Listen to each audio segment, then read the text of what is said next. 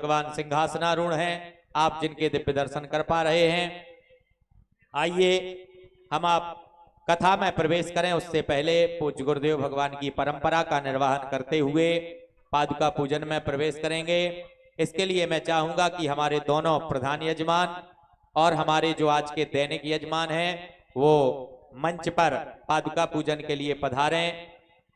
प्रधान यजमान में श्री गजराज सिंह जी, विष्णुदत्त शर्मा जी, दैनिक यजमान में महेश शर्मा जी, श्री ब्रज किशोर मिश्रा जी, आप भी आएंगे, और राजीव भैया भी आएंगे, और रजनी देवी जी तो हमारी आज की दैनिक यजमान थी, वो भी आएंगी। पादुका पूजन के लिए सभी लोग पधारें। हमारे वैदिक ब्राह्मणगण सामूहिक रूप से सबको पवित्र करेंगे। हरि ओम महा ओम अपवित्राः पवित्रो वा शरवावस्थंगतः वा यः स्मरेत् पुंडरीकाक्षं सा वा ह्याभ्यन्तरः शुचिः। पुंडरीकाक्षाय नमः पुनातुः, पुंडरीकाक्षाय नमः पुनातुः। सभी को पुष्प चावल दे दें। हरि ओम ओम स्वस्ते न इंद्रो वृधश्रवाः, स्वस्ते नः भोगा विश्ववेदाः, स्वस्ते नस्तारिक्षो अरिष्ठनेमिः, स्वस्ते नो बृहस्पतिर्दधातुः पृषदस्वा मरुतः प्रश्नमातरः शुभं यावानो विदधते को जगमायः। अग्निजिह्वामनवः सूरचक्षुषो विश्वेनो देव अविशागमन्निः। भद्रं कर्णेभिः शृणुयाम देव, भद्रं पक्षे माक्षभिर्यजत्राः स्थिरैरङ्गैस्तुष्टिवाग्वग्। स्वस्ति नो बृहस्पतिर्महि देव हितं यदायुः, शतमिन्न शरदो अन्ति देवायस्रानश्चक्रासरसन्तनो नाम। पुत्रासो यत्र पितरो भवन्ति मानो मध्यारिर्गता युरगन्तोः। अतिथिर्यौरतिथिरन्तरिक्षमतिथिर्माता च पिता च पुत्रः विश्वे देव अदितिः पञ्चजना। अतिथिर्जातमतिथिर्जनित्वं द्योः शान्तिरन्तरिक्षगं शान्तिः पृथिवी शान्तिरावः शान्तिः रोषधयः शान्तिः वनस्पतयः शान्तिर्विश्वे देवाः शान्ति ब्रह्म शान्तिः सर्वगुं शान्तिः शान्तिरेव शान्तिः श्यामा शान्तिरेधीयतो यतः समीहसे ततो नो अभयं गुरो सन्नः। गुरु प्रजाभ्यो भजन्यः पशुभ्यः सुशान्तिर्भवतु। श्री गुरुचरण कमलेभ्यो नमः, पादारविन्देभ्यो नमः। सकलोपचारार्थे गंधक्षत मिश्रित पुष्पाणि समर्पयामि नमः। सहस्रशीर्षः पुरुषः सहस्राक्षः सहस्रपाता स भौमिगुं सर्वतस्मिद्वाद्यतिष्ठदशाङ्गुलं। पुरुष एवेदग्वं सर्वं यद्भूतं यच्च भाव्यं उतामृतत्वशेषानो यदन्नेनातिरोहति। अर्पित कर दें, कुछ दक्षिणा चढ़वा दें। हिरण्यगर्भा समवर्तताग्रे भूतस्य जातावतरेके आसीत् सदाधार व्रतवेन्द्यामुतेमं कस्मै देवाय हविका विधेयं महा। श्रीमज्जगद्गुरो रामानन्दाचार्याय चरणकमलेभ्यो नमः। अथ मानसपोथी पूजनम्। सकलोपचारार्थे गंधक्षत मिश्रित पुष्पाणि समर्पयामि नमः। गंधद्वारां दुरादुर्शां नित्यपुष्टां करेश्वरीं ऐश्वरीं सर्वभूतानां तामिहामभय श्रियं महा। सकलोपचारार्थे गंधक्षत मिश्रित पुष्पाणि समर्पयामि नमः। अथ गुरुभ्यास पूजा। पुष्प और फूलमाला दे दें।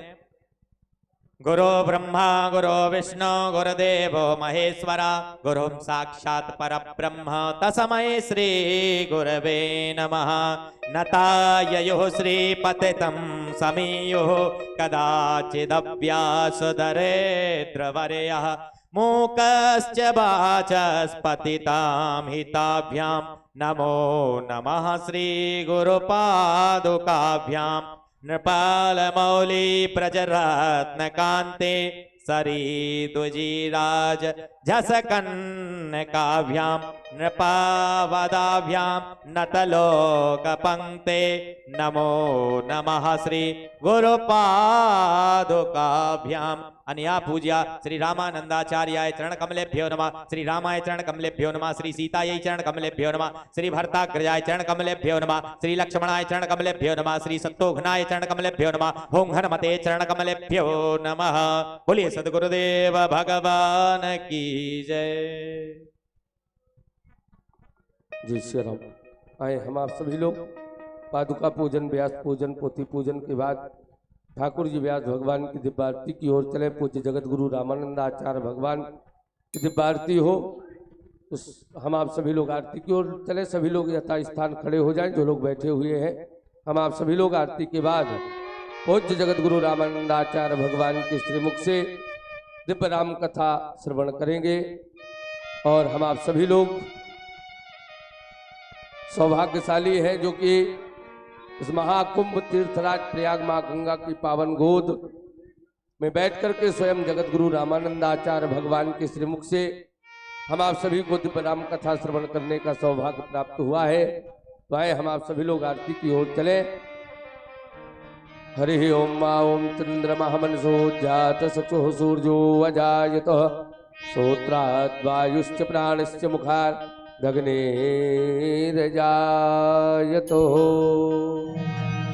आरती श्री रामायण जी की, आरती श्री रामायण जी की। किरण कले ललित सिया की, तीरथ कले ललित सिया की। गावत ब्रह्मा दिखि मुनि नारद, गावत ब्रह्मा दिख मुनि नारद। वाल्मीकि ज्ञान विशारद, वाल्मीकि ज्ञान विशारद। सुख सनकादि शेष अनुसारद, सुख सनकादि शेष अनुसारद। परन पवन सुत की रजनी की, परन पवन सुत की रजनी की। आरती श्री रामायण जी की। तीरथ कले ललित सिया की। गावत वेद पुराण अष्टदश, गावत वेद पुराण अष्टदश। छौ शास्त्र सब ग्रंथन को रस, छेहु शास्त्र सब ग्रंथन को रस। मुनि जन धन संतन को सर्वस, मुनि जन धन संतन को सर्वस। सारे से सम्मत सभी की। सारे अंश सम्मत सभी की। आरती श्री रामायण जी की। तीरथ कले ललित सिया जय हो। की।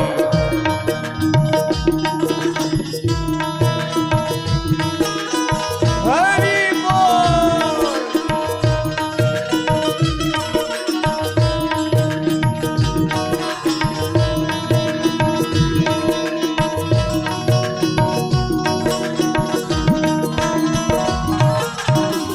गावत संतति शंभु भवानी, गावत संतत शंभु भवानी। अर्घट संभव मुनि विज्ञानी, घट संभव मुनि विज्ञान। हो व्यास आदि कवि बरज बखानी।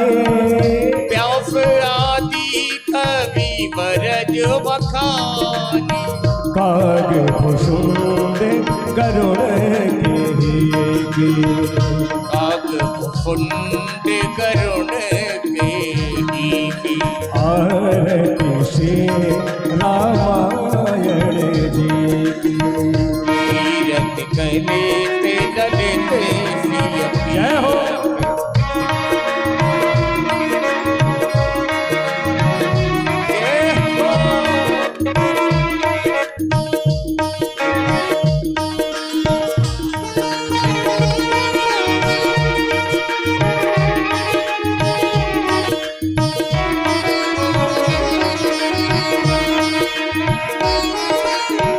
कलमल हरने विषय रस भीगे कलिमल हरण सुभगे श्रृंगारे मुक्ति जुबिती की भग सिंगार मुक्ति जो बिती की ओ दलन रोगे भव मोरे अमी के कलन रोग भाव मोरे अमी की तात माते सब विदे तुलसी के तात मात सब विधि तुलसी की आरती से रामायण जी की तीरथ कले ते ललित सियपी रामायण जी की रामायण जी की रामायण जी। कर्पूर गौरम करुणावतारम संसार सारम भुजगेन्द्रहारम सदा वसंतम हृदयार वृंदे भवम भवानी सहितम नमामि जलेन शीतलीकरणम पुष्पै देवाधिवंदनम। हरि ओम ओम यज्ञेन जगमय जन्त देवास्तानि धर्माणि प्रथमान्य सन्नाते हनाकं महिमहनः सचन्द्र यत्र पूर्वै साध्या सन्ति देवः नाना सुगन्ध पुष्पाणे यथा कालोद्भवानि च पुष्पार्जलिं मया दत्त्वा गृहाण परमेश्वरः मंत्रपुष्पाञ्जलिं समर्पयामि नमः। बोलिए सद्गुरुदेव भगवान की। प्रेम से बोलिए अयोध्या नाथ भगवान की। हम आप सभी लोग पादुका पूजन व्यास पूजन पोथी पूजन के साथ साथ ठाकुर जी व्यास भगवान की दिव्य आरती का दिव्य दर्शन किया और आप सभी कथा प्रेमी श्रद्धालु जन जिनके श्रीमुख से हम आप सभी लोग दिव्य राम कथा श्रवण करने के लिए लालायित हैं, जिनके दिव्य दर्शन के लिए हमारे आंख तरस रहे हैं, ऐसे महापुरुष ऐसे पूज्य जगत गुरु रामानंद आचार्य भगवान का दिव्य दर्शन दिव्य वाणी से हम आप सभी लोग आशीर्वचन श्रवण करेंगे राम कथा के माध्यम से। और आप सभी कथा प्रेमी श्रद्धालु जन लगभग पूज्य महाराज श्री के दिव्य राम कथा श्रवण करने के लिए लालायित रहते हैं और निरंतर आप सभी मोबाइल के माध्यम से, यूट्यूब के माध्यम से, टीवी के माध्यम से आप सभी लोग श्रवण करते रहते हैं।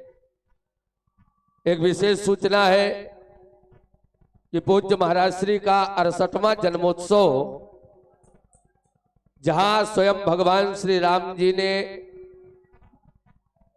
लंका में विजय प्राप्त करने के लिए भगवान शंकर की स्थापना की और स्वयं पूजा किया, ऐसे रामेश्वरम धाम में 68वां जन्मोत्सव 25 अगस्त से लेकर के 1 सितंबर तक दिव्य राम कथा पूज्य महाराज श्री के श्रीमुख से गाई जाएगी और वही 68वां जन्मोत्सव मनाया जाएगा। एक बार जोरदार ताली सभी लोग बजाएं, जो कि हमारे जो यजमान हैं सभी की स्वीकृति है और जिनका भी रजिस्ट्रेशन हो चुका है। ऐसे मुख्य यजमान के रूप में भैया श्री VD शर्मा जी, जिनका रजिस्ट्रेशन हुआ मुख्य यजमान में भैया श्री देवेंद्र तिवारी जी, दैनिक यजमान में जिनका रजिस्ट्रेशन हुआ ऐसे महेश शर्मा जी, दैनिक यजमान में रजनी देवी जी, दैनिक यजमान में ब्रजकिशोर मिश्रा जी और दैनिक यजमान में कई ऐसे नाम आए हैं जिनका अभी रजिस्ट्रेशन नहीं हुआ है। और जो भी रजिस्ट्रेशन कराना चाहते हैं रामेश्वरम धाम में पूज्य जगत गुरु रामानंदाचार्य भगवान के श्रीमुख से दिव्य राम कथा एवं 68वां जन्मोत्सव में सम्मिलित होने का सौभाग्य प्राप्त करना चाहते हो वो अपना रजिस्ट्रेशन अवश्य करा ले और वहां जन्मोत्सव मनाने का सौभाग्य प्राप्त होगा, जो कि वहां रुकने और भोजन आदि की व्यवस्था में कुछ खर्च होता है, उसका एक साधारण शुल्क रखा गया है। उसी क्रम में दैनिक यजमान में जिनका विशेष रूप से नाम लेना चाहिए, उनका नाम मैं भूल रहा था, जो हमारे समिति के सह कोषाध्यक्ष हैं भैया श्री हमारे हरिशंकर शर्मा जी और हाकिम सिंह जी, उनका भी रजिस्ट्रेशन हुआ है। ऐसे दैनिक यजमानों में तमाम है भैया श्री कैलाश पनपलिया जी, जो भी कराना चाहते हो तो एक साधारण शुल्क रखा गया है। दैनिक यजमान का 51,000 रुपए रखा गया है और जो हमारे मुख्य यजमान होंगे उनका 3 लाख रुपए रखा गया है।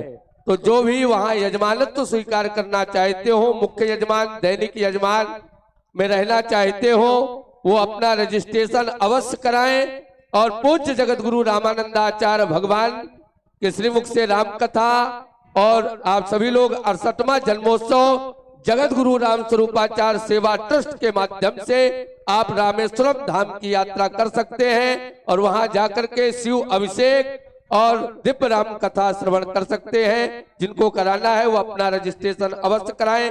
आए हम आप सभी लोग कथा की ओर चले। पूज्य गुरुदेव भगवान के श्री चरणों में निवेदन करें कि हम आप सभी को पूज्य गुरुदेव भगवान दिव्य राम कथा श्रवण करा के हम आप सभी के जीवन को सफल और सार्थक करें। इससे पहले जो जगत गुरु रामानंदाचार्य भगवान की परंपरा है बिरदावली, बिरदावली के बाद हम आप सभी लोग सीधे सीधे कथा की ओर चलेंगे। श्री सीतानाथ समारंभाम रामानंदार मध्यमाम अस्मदाचार्य पर्यंता वंदे श्री गुरु परंपरा ऐनतांत निर्मल पोतांत करुणो महात्मा परिषदस्यो निखिल विद्या कलाप पारावार पारदृष्टार सनातन धर्म परिपालन तत्परा हिंदू धर्मोद्धारक धौर्या विशिष्टाद्वैत सिद्धांत परिपालन तत्परा सर्वे प्रपत्तिरधिकारणो मता यदि भगवत वाक्य प्रचार प्रसार संलग्ना श्री रामानंदा मताधरा शास्त्र लोटन तत्परा श्रीमद जगत गुरु रामानंदाचार्य श्री अनंत श्री विभूति पूज्य पादार विद्या स्वामी श्री रामस्वरूपाचार्य महाराजा विजयन्ते तराम विजयन्ते तराम विजयन्ते तराम। बोलिए श्रीमद जगत गुरु रामानंदाचार्य भगवान की, सदगुरुदेव भगवान की, धर्म की, अधर्म का, प्राणियों में विश्व का, गौ माता की, गौ हत्या, सत्य सनातन धर्म की। नमः पार्वती पते हर हर महादेव।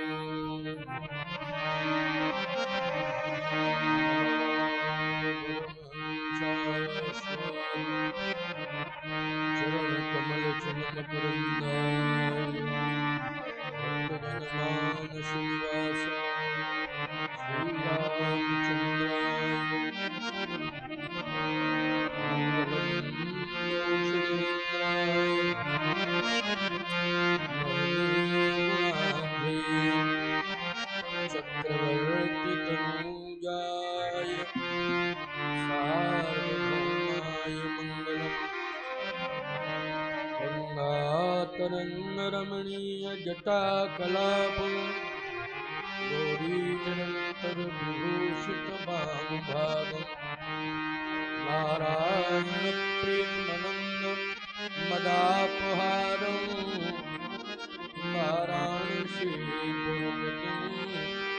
ध्वनि विश्वनाथ सीतानाथ समारंभा श्रीरामानंदादि मध्यमा अस्मदाचार्य पर्यन्तां वन्दे श्री परंपरा। दक्षिणे लक्ष्मणो यस्य वामे नीचो जनकात्मजा उनको मारुतिरेश्यो तम वंदे रघुनंदन गिरारत गल बीच शव कहियत भिन्न बंदो सीताराम पद जो परम प्रिय एक भरोसो एक बल एक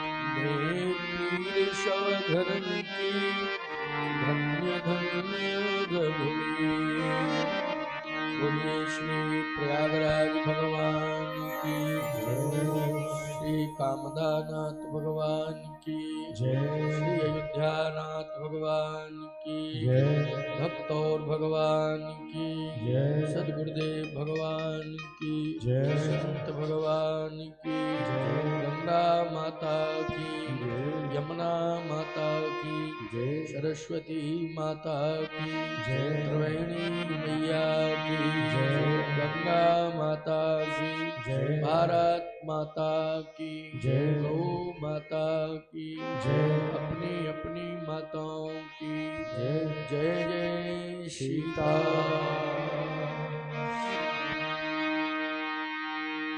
जय श्री राम जय श्री राम जय सिया राम जय जय सिया राम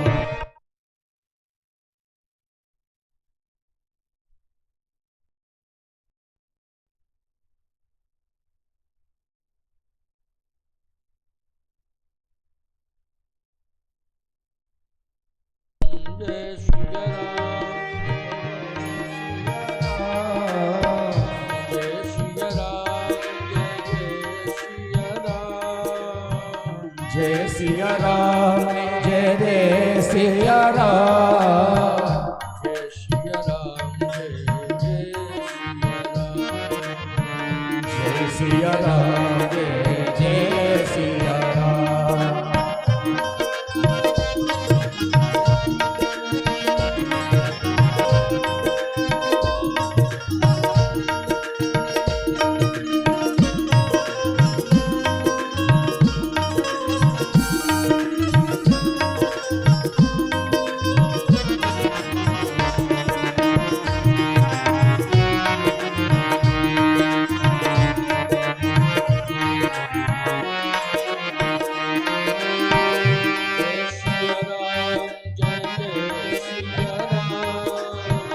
जय सिया राम जय जय सिया राम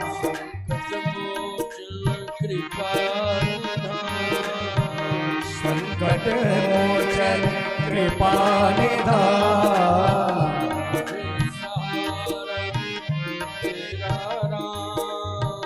मुझे सहारा तेरा राम जय श्री राम जय सिया राम जय जय सिया राम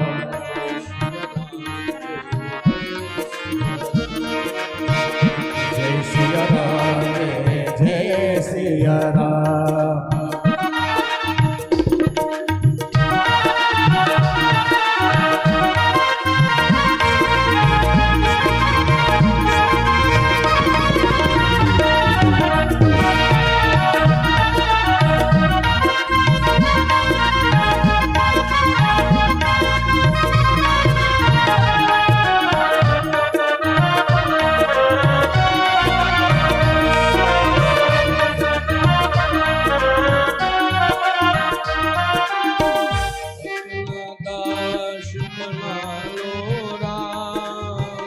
अपना दास बना लो राम शरण ले लो राम अपनी शरण में ले लो राम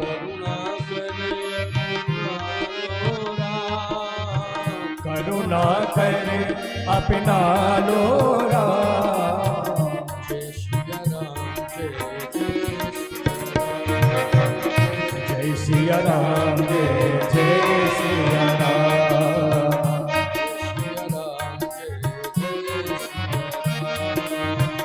जय सिया राम जय सिया राम। जय सिया राम जय सिया राम। जय सिया राम। श्री सीताराम नाम भगवान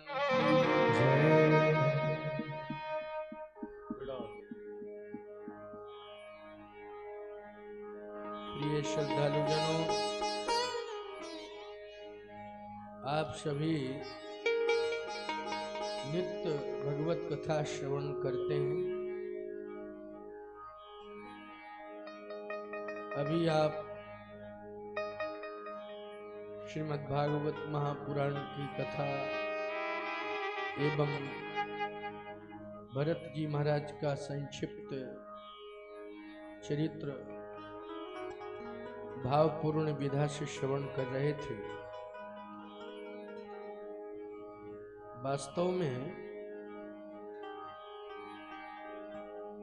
अयोध्या का जो सिंहासन है, उस सिंहासन पर भगवान की पादुकाएं प्रतिष्ठापित हुई और सिंहासन पर जो पादुकाएं प्रतिष्ठापित हैं भगवान श्री सीताराम जी महाराज, भरत जी ने 14 वर्ष तक उन्हीं पादुकाओं से आज्ञा ली है, क्योंकि भगवान की कोई भी वस्तु जड़ नहीं होती है, चैतन्य होती है। अगर भगवान के चरण की पादुकाएं हैं तो उनमें चैतन्यता है, जड़ता नहीं है। भगवान में और जीव में यही तो अंतर है। जीव में जिंदा होते हुए भी जड़ता है, जीवित है वो लेकिन जड़ है, फिर भी जड़ है। बोलो है जड़ की नहीं? चाहे जितना विद्वान क्यों ना हो, कभी कभी ऐसी बात कह देता है कि सिद्ध हो जाता है कि इसके अंदर जड़ता है। लेकिन भगवान की कोई भी वस्तु हो, भगवान से जुड़ी हुई हो, जिसको भगवान सदा अपने चरणार बिंदों में धारण करते हो, वो जड़ नहीं हो सकता है प्यारे, वो तो चैतन्य है। धनुष बाण भी चैतन्य ही है, क्योंकि भगवान के बाण की विशेषता है कि वो जाता है और कार्य करके लौट के वापस आ जाता है। तो वो लोग चैतन्य है कि जड़ है? जैसे सामान्य व्यक्ति एक बार संधान करे तो बाण चला जाएगा लेकिन वापस नहीं आएगा, वो नहीं आ सकता वापस। आपने फायर किया, गोली निकली, फिर वो वापस नहीं आएगी। लेकिन भगवान के, केवल भगवान के बाण की विशेषता है कि वो जाता है, कार्य करता है और लौट के आ जाता है वापस। तो जो भगवान की चरण पादुकाएं हैं वो बोलती हैं। स्पष्ट लिखा हुआ है, नित पूजत प्रभु पावरी,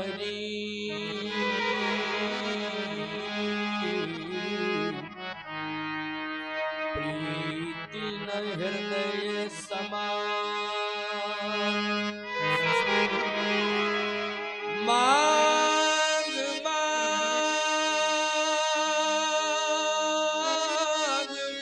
आय सुकरत,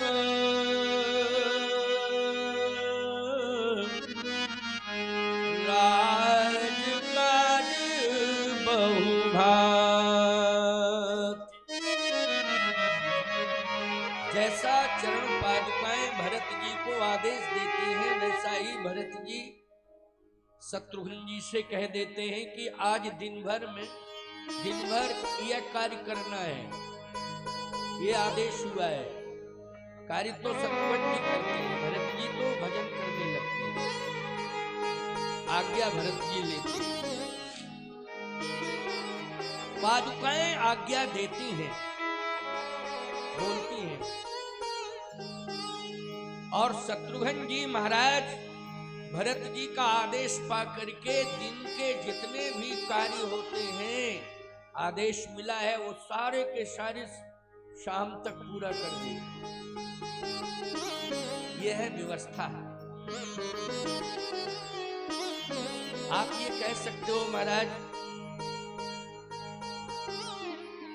कितनी सीमा होगी अयोध्या राज्य की।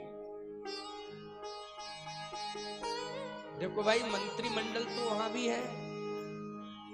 जैसे स्वतंत्र भारत में चाहे राज्यों की सरकारें हो चाहे भारत सरकार हो, मंत्रिमंडल तो रहता ही है। बिना मंत्रिमंडल के राज्य नहीं चलता है। अयोध्या में भी मंत्री हैं और वहां के प्रधानमंत्री सुमंत जी महाराज हैं। केवल महाराज श्री दशरथ का निधन हुआ है ना, सुमंत जी महाराज तो हैं, ये प्रधानमंत्री हैं। इनके पद में कोई परिवर्तन नहीं किया गया कि किसी ने परिवर्तन कर दिया हो कि दशरथ जी महाराज के चले जाने के बाद अब वो प्रधानमंत्री नहीं है, वो प्रधानमंत्री हैं। 8 सहयोगी और मंत्री हैं जो जिस पद पर हैं, जो प्रभार जिनको मिला है, वो सारा कार्य कर रहे हैं। लेकिन आदेश पहले दशरथ जी महाराज देते थे, अब चरण पादुकाएं भगवान राम की चरण पादुकाएं दे रही। प्यारे भरत जी ने काल को प्रवेश नहीं करने दिया, क्योंकि 14 साल बहुत होते हैं। एक परिवार की मौत 14 साल में ना हो, किसी की ये चैलेंज है। लेकिन पूरे गांव में 14 साल के अंदर किसी की ना हो, ये चैलेंज नहीं दिया जा सकता। और गांव तो छोटा होता है, राज्य बहुत बड़ा होता है। राज्य में ही किसी की मृत्यु नहीं हुई, बोलो ये आश्चर्य की बात है कि नहीं? ऐसे बहुत परिवार हैं जो 15 साल 20 सालों से मौत नहीं हुई है, सुरक्षित है, ठाकुर जी की कृपा है। लेकिन राज्य के अंदर 14 वर्ष में किसी की मृत्यु ना हो, ये आश्चर्य की बात है। काल का प्रवेश नहीं हुआ, क्योंकि भगवान राम ने कहा था कि मेरी अयोध्या सुरक्षित मिलना चाहिए, तुम्हारी जिम्मेदारी, मेरी अयोध्या सुरक्षित होनी चाहिए। तो सीधी सी बात है कि अयोध्या सुरक्षित का मतलब है कि जनमानस भी प्रभावित नहीं होना चाहिए। वाह, भरत जी ने स्वीकार कर लिया, ठीक है।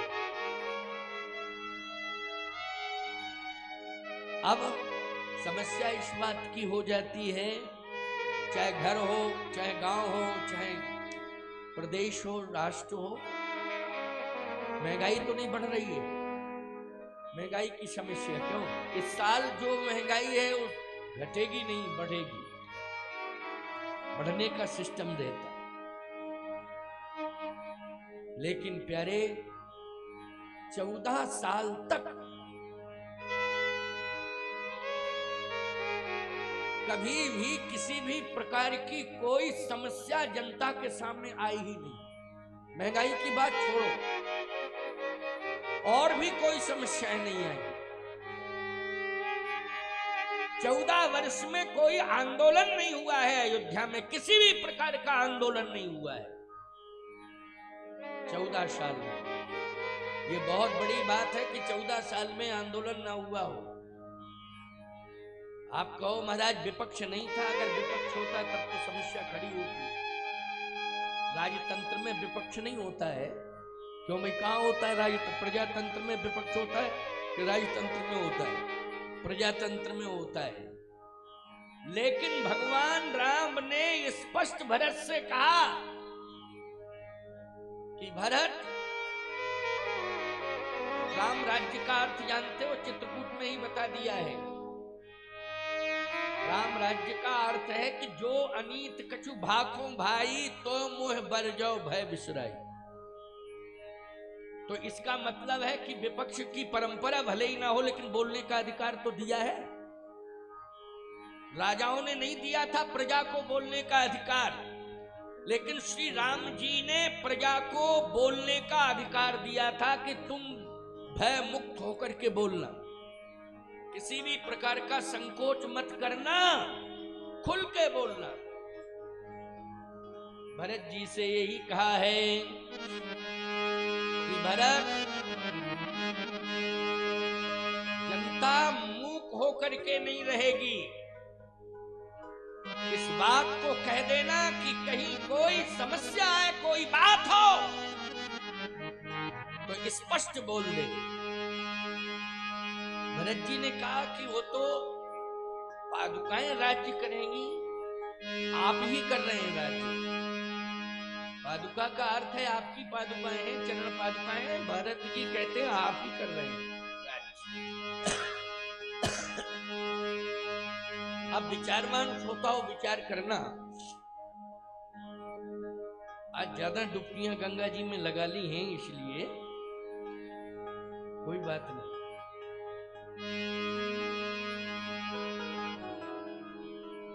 ठाकुर जी की इच्छा। वैसे तो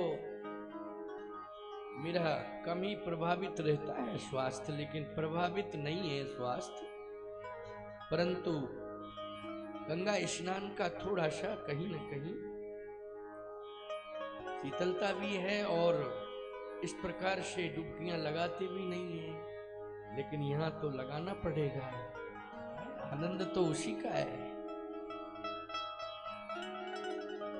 लेकिन आनंद बहुत मिला है।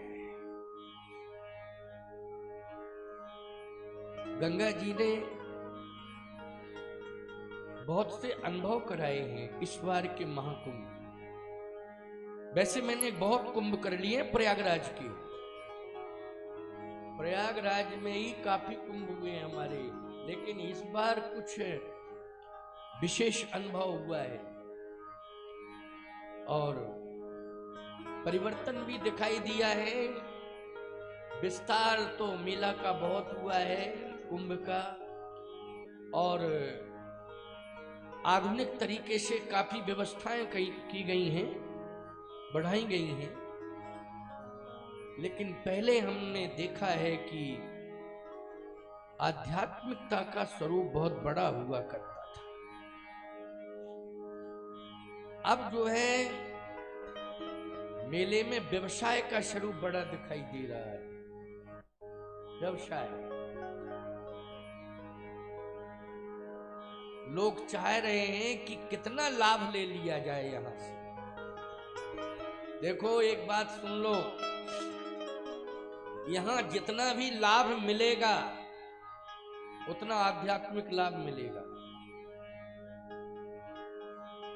मैं तो कमाने धमाने वालों से भी कह रहा हूं कि गंगा मैया तुम्हें घाटा नहीं देंगी, लेकिन तुम परेशान मत करना किसी, ये पक्की बात है। और कहो ये कि नहीं हमको घाटा नहीं, गंगा मैया किसी को, गंगा मैया इतना झोली भर देती हैं, इतना भर देती हैं भैया, माँ कभी अपने बेटे को उदास नहीं देख सकती है। बोलो भाई, देख सकती है क्या? नहीं, माँ अपने बेटे को कभी उदास नहीं देख सकती है। माँ कभी अपने बेटे को दुखी नहीं देख सकती है। माँ आपकी झोली भरती ही रहेगी और त्रिवेणी मैया आपकी झोली भरेगी, कभी खाली नहीं रहेगी, विश्वास करना। इसलिए आप लोग तो खैर कल्पवास करने आए, कुछ अल्प प्रवास पर आए हैं, लेकिन मैं दूर संचार के माध्यम से कह रहा हूं या ध्वनि विस्तारक यंत्र के माध्यम से जहां जहां तक आवाज जा रही हो कि कोई भी व्यक्ति अगर यहाँ व्यवसाय करने भी आया है तो वो परेशान ना हो। और न यहाँ के श्रद्धालु भक्तों के सामने किसी भी प्रकार की परेशानी पैदा करे। विश्वास करने की आवश्यकता है। तो आइए सुनिए, भरत जी ने कहा कि पादुकाएं तो आपका ही स्वरूप हैं, इसलिए किसी भी प्रकार की कोई परेशानी हो नहीं सकती। जैसा पादुकाएं भगवान की कहती गई वैसा भरत जी करते गए।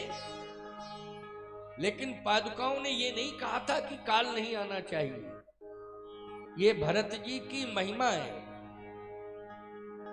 कि काल जो है प्रवेश नहीं कर रहा है। 14 साल तक किसी की मृत्यु नहीं हुई है। और एक विशेषता तो ये, दूसरी क्या है? दूसरी विशेषता ये है कि 14 वर्ष में कोई पैदा भी नहीं हुआ है।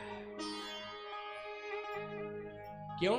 क्योंकि पूरी की पूरी जनता संयमित जीवन जी रही है। जैसे प्रयाग के कुंभ में बोलो भाई, जितने भी सब आए हो, संयमित जीवन जी रहे हो कि नहीं जी रहे हो? क्यों? ये पर्व काल चल रहा है, स्वर्णिम काल चल रहा है, तो सभी लोग यहाँ संयमित जीवन जी रहे हैं। यहाँ तो बहन बेटियां बहुएं खुले में लेटी हुई हैं। जो बड़े बड़े घरों में लेटती थी, बड़े बड़े बेडों पर लेटती थी सुरक्षित, आज मैदान में वो गंगा मैया के स्नान करना चाहती। साधु संत महात्माओं का दर्शन रात्रि में देखा है कि गंगा के तट पर सभी जो है पॉलीथिन बिछाए हुए हैं। चाहे बड़े बड़े अमीर घर के लोग हों, चाहे गरीब घर के लोग हों, सभी गंगा मैया की गोद में पड़े हुए हैं। यहाँ किसी भी प्रकार का कोई अमीरी और गरीबी का भाव नहीं है, यहाँ श्रद्धा का भाव है। बड़े बड़े परिवार के लोग जो कभी भी घर से बाहर निकलते भी हैं तो विशेष व्यवस्थाओं में निकलते हैं, निकलते हैं तो विशेष व्यवस्थाओं में। लेकिन यहाँ निकल के आए हैं व्यवस्था में नहीं, आस्था से निकल के आए हैं। प्यारी आस्था, 5-5, 10-10 किलोमीटर पैदल चल के आ रहे हैं। जो बच्चे कभी चले नहीं हैं, जो बहुएं चली नहीं, बेटियां चली नहीं हैं, वो 10-10 किलोमीटर पैदल चल के आ रहे हैं। आस्था की बात है। नहीं तो यही सोच लेते कि गाड़ी आगे नहीं बढ़ रही, चलो ले चलो वापस, कोई जरूरत नहीं है। नहीं नहीं, यहाँ तक आए हैं तो जाना ही जाना है। गंगा मैया में डुबकी लगानी है, हमें कुंभ की भूमि पर जाना। आस्था की बात है। अयोध्या में आस्था है, इसलिए सभी ने संयमित जीवन जिया है। इसका मतलब है कि जितेंद्रिय हो गए सब। बोलो, इंद्रियों पर उन्होंने विजय श्री प्राप्त कर ली है, वो जितेंद्रिय हो गए। 14 वर्ष तक ना तो किसी के घर में बेटी हुई ना बेटा हुआ। अब बताओ भाई, महंगाई कहां से बढ़ेगी? जनसंख्या बढ़ती है तो अर्थ की समस्या आती है, और जब जनसंख्या बढ़ ही नहीं रही है तो अर्थ की समस्या कहां से आ जाएगी? दूसरी बात कि मेरे प्रभु राम 14 साल बाद लौट के आएंगे, तो कहीं ये ना सोच लें कि खजाना खाली हो गया है। तो अयोध्या वासियों ने एक टाइम भोजन किया है, एक समय व्रत रखा है, और व्रत में अयोध्या वासियों ने केवल सरयू जल पिया है। ये नहीं कि व्रत में सिंगाड़े के आटा के लड्डू लपसी बन रही है, और बढ़िया कलाकंद बन रहा है, और बढ़िया खिचड़ी साबूदाने की बन रही है, और बहुत ही सुंदर पकोड़े बन रहे हैं। किसके? बोले सिंगाड़े के आटा के पकोड़े बन रहे हैं कि आए ये फलार है। तो भोजन से ज्यादा महंगा फलार हो गया। बोलो, पड़ गया कि नहीं पड़ गया? अयोध्या वासियों ने, बच्चों ने, छोटे छोटे बच्चों ने, बूढ़ों ने, जवानों ने एक टाइम सरजू जल पिया है प्यारे, एक टाइम सरजू जल, और एक टाइम केवल उतना आहार लिया है कि जिसमें प्राण सुरक्षित रहे। अब ईमानदारी के साथ बताओ, बोलो भाई, संपत्ति बढ़ेगी कि घटेगी?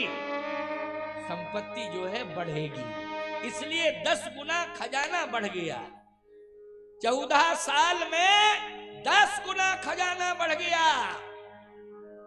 गजब की व्यवस्था, आस्था और व्यवस्था। बताइए 14 साल में खजाना 10 गुना बढ़ गया। 14 साल में आबादी ज्यों की त्यों रही, ना कोई पैदा हुआ और ना कोई मृत्यु को प्राप्त हुआ। इसलिए मैं कहता हूं, समस्याएं तब बढ़ती हैं जब व्यक्ति सुविधा भोगी हो जाता है। शरीर में भी पैदा हो जाती हैं समस्याएं और अर्थ में भी समस्याएं पैदा हो जाती हैं जब व्यक्ति सुविधा भोगी होता है। इसलिए मैं कहता हूं कि समय समय पर सुविधाओं से जुड़ना तो चाहिए, आवश्यकता अनुसार जुड़ना चाहिए, लेकिन अनावश्यक रूप से सुविधाओं को कभी एकत्रित नहीं करना चाहिए, न इसके बारे में सोचना चाहिए। हमेशा इस बात का ध्यान रखो कि तन को बलि बना लो, इतना सह लो सर्दी वर्षा घाम। आज तीर्थराज प्रयाग में आप सब आए हो, आपने सर्दी सह ली है, आप खुले आसमान में भी लेट गए हो। बोलो, आप में क्षमता थी कि नहीं थी? ये घटना जो घटी है, ये ठंडी के कारण नहीं घटी है, ये मूर्खता के कारण घटी है। बोलो भाई, कोई ठंडी से यहाँ नहीं मरा है। मैं चैलेंज के साथ कह रहा हूँ, कोई बीमारी से यहाँ नहीं मरा है। महाकुंभ में कोई ठंडी लगने से नहीं मरा है। यहाँ जो भगदड़ मचाई गई मूर्खता से, बेवकूफी से, उसमें ये घटना घटी है। इसलिए इसमें इंसान की गलती है और उन इंसानों की गलती है जो थोड़ा कम बुद्धि वाले इंसान थे। याद रखना, यहाँ गंगा मैया में कोई रोग के कारण नहीं मरा है। यहाँ प्रयाग के महाकुंभ में कोई ठंडी के कारण, प्रकृति के कारण नहीं मरा है, कोई व्यवधान नहीं हुआ है। इसलिए मैं कहता हूं कि ये आपने सहने की क्षमता, तीर्थ में आप जाते हैं तो तीर्थ के नियमों का पालन करके रहना चाहिए।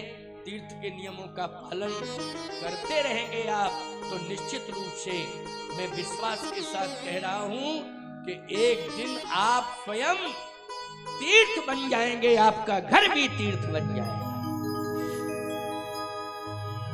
भगवान राम लंका में है, भरत जी अयोध्या में है, लेकिन भरत जी क्या कह रहे हैं? रहा एक दिन अवध अधारा, रहा एक दिन अवध अधारा,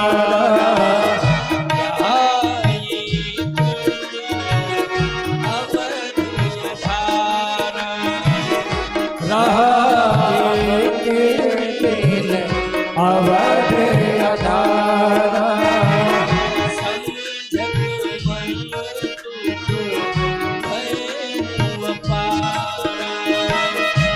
समझत में दुख भयहु अपारा, कारण कवन नाथ नहीं आए, कारण कवन नाथ नहीं आए, कारण कवन नाथ नहीं आए, कारण कवन नाथ नहीं आए, जान कुटिल की हो मोहि बिसराए, जाने कुटिल मोहे बिसराए, जान कुटिल की हो मोहि बिसराए, कपटी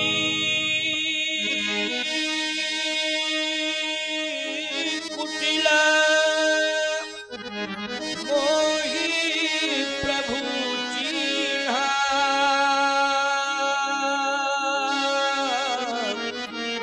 ताते ना दीन। मैं कपटी हूँ, कुचली हूँ, इसलिए चित्रकूट से वापस कर दिया, नहीं तो अपने साथ लेके चलते, लेकिन ये कपटी था ना भरत, कुचली था, इसलिए वापस कर दिया। अब अयोध्या नहीं आ रहे, अयोध्या समय से नहीं आएंगे तो भरत जी ने कहा कि मैं प्राण त्याग दूंगा। अभी तक कोई मृत्यु को प्राप्त नहीं हुआ है, लेकिन भरत जी ने घोषणा कर दी कि सबसे पहले मैं प्राण त्यागूंगा।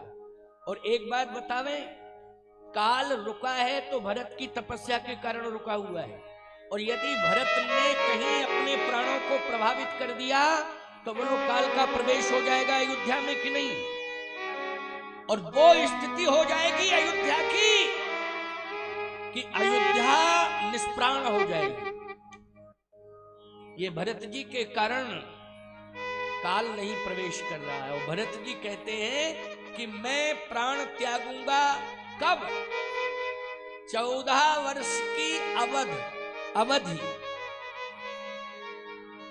यदि अवधि के अंदर आ गए अवध में तब तो प्राण रखूंगा, और यदि अवधि बीतने के बाद अवध में आएंगे तो फिर मैं प्राण त्याग दूंगा। ये मेरी प्रतिज्ञा है। भरत जी ने जैसी प्रतिज्ञा की तो भगवान लंका में रोने लगे। अब आप विचार करना, वहां लंका में उत्सव मन रहा था, विभीषण जी राजा बन गए थे, बड़ा अच्छा उत्सव हो रहा था लंका में, क्योंकि वहां पर संत राज आ गया। जैसे उत्तर प्रदेश में संत राज्य है, योगी आदित्यनाथ संत बन गया ना मुख्यमंत्री, तो संत राज आ गया। कुछ नालायक कह रहे हैं इस्तीफा दे दो,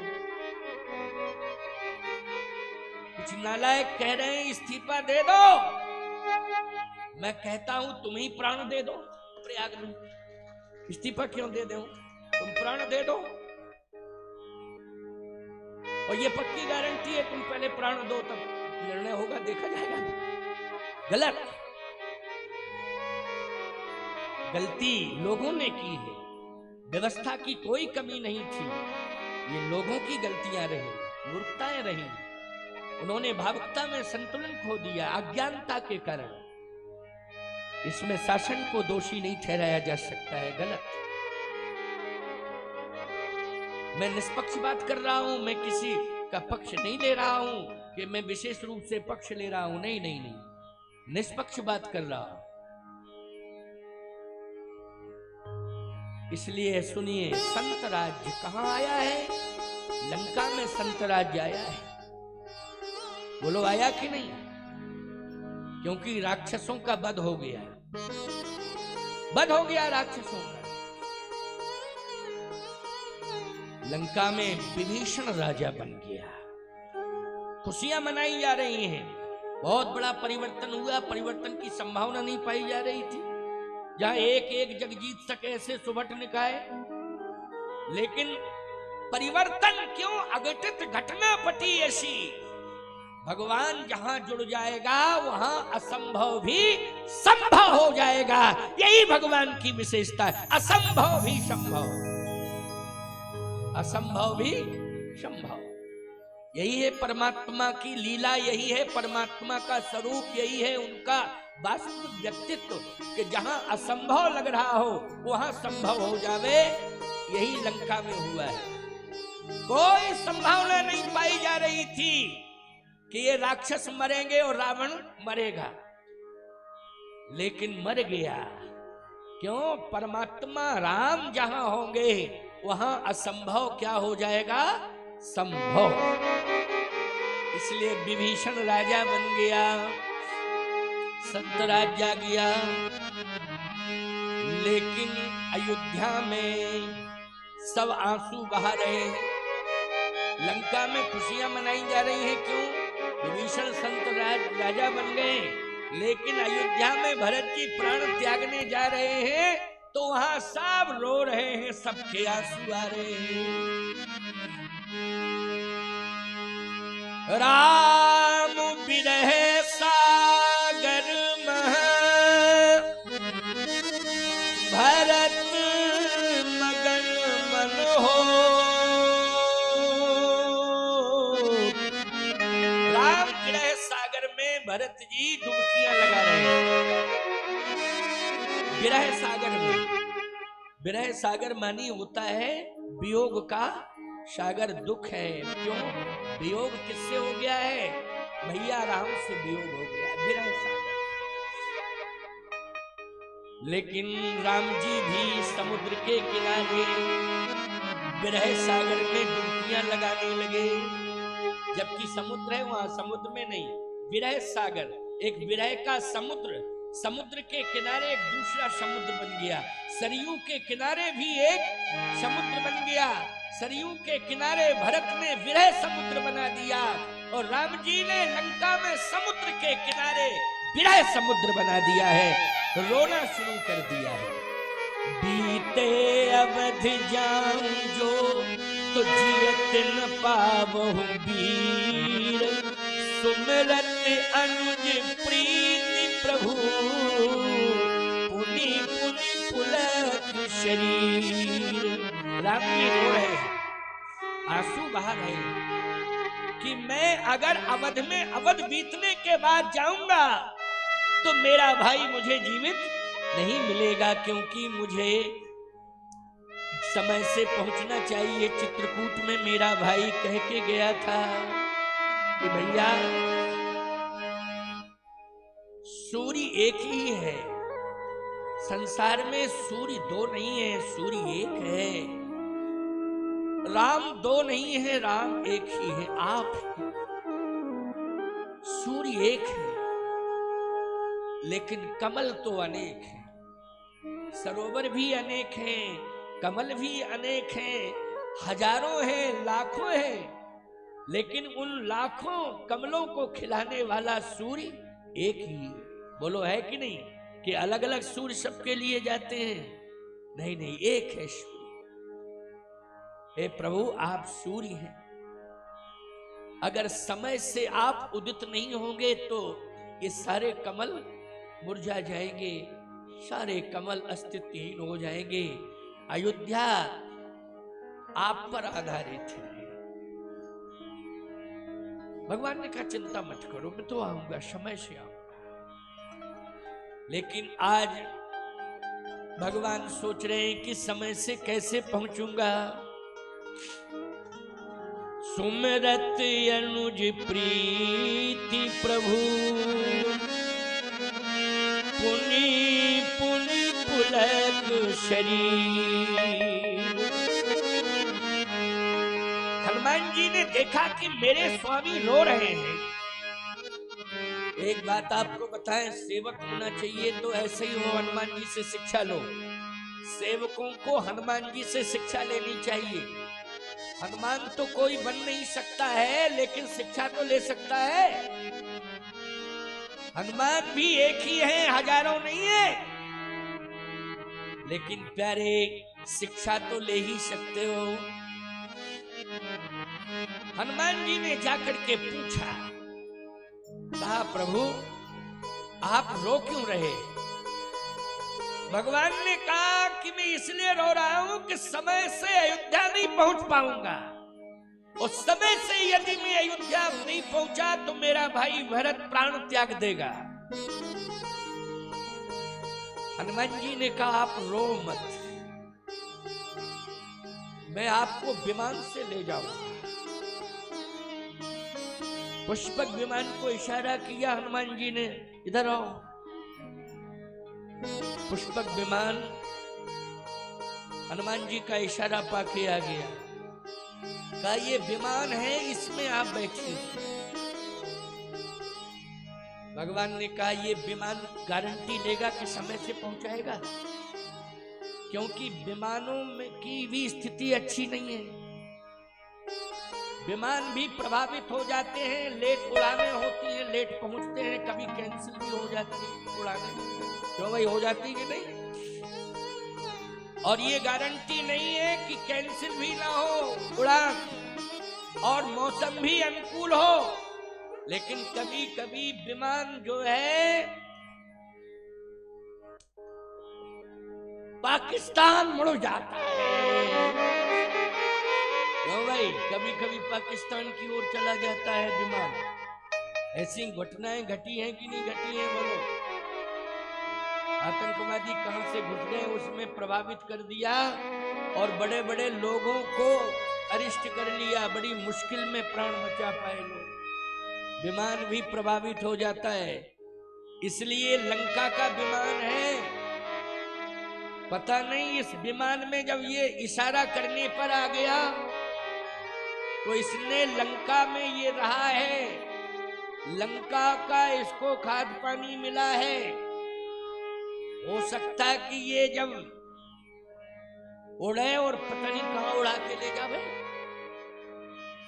हनुमान जी ने कहा कि प्रभु ये विमान जो है कहीं नहीं जाएगा, अयोध्या जाएगा। चलो तुम कह रहे हो तो ठीक है, अयोध्या जाएगा, लेकिन समय से पहुंचाएगा। हनुमान जी ने कहा मैं साथ में रहूंगा। विमान फैल, हनुमान तैयार। अब क्या दिक्कत की बात है? क्यों भाई, विमान फैल और हनुमान तैयार, तो हनुमान तो समय से पहुंचा ही सकता है। संजीवनी बूटी समय से ही लाया है हनुमान। राम जी रात भर रोए हैं, बार बार यही कहते थे, अर्धरात गई कभी नहीं आयो, अर्धरात गई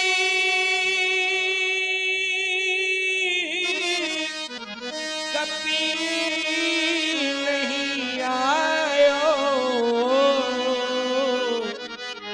राम उठाए अनुज उड़लायो। रात में कई बार भगवान ने उठा के लक्ष्मण को हृदय से लगाया और माथा पटक दिया धरती पर। हनुमान नहीं आया, हनुमान नहीं आया, लेकिन समय के पहले आए गए वो हनुमान, समय के पहले हनुमान जी आ गए। तो हनुमान जी ने कहा कि संजीवनी बूटी समय से लाके आया। अरे और छोड़ो, संजीवनी बूटी तो पहाड़ के ऊपर है। पैठ पताल तोर जमकारे अहि रावण की भुजा। ये तो पहाड़ के ऊपर थी संजीवनी बूटी, लेकिन अहि रावण राम लक्ष्मण को पाताल में ले गया था। लेकिन पाताल से निकाल के कौन लाए थे बोलो? समय से राम लक्ष्मण को पाताल से निकाल के कौन लाए थे? नरेंद्र मोदी। अच्छा अच्छा अच्छा, हनुमान जी, हनुमान जी हनुमान जी लाए थे।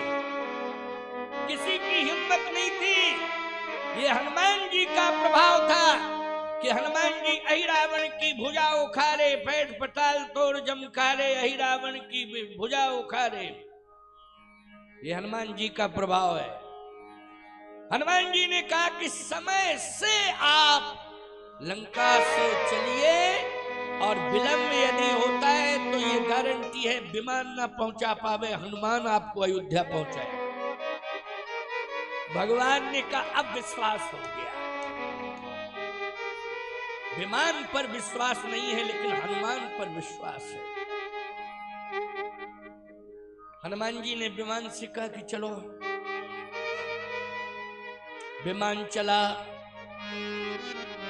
जितने बंदर थे वो सब विमान में बैठने लगे। लक्ष्मण जी ने कहा कि विमान में तो ये बंदर भी सब बैठ रहे हैं।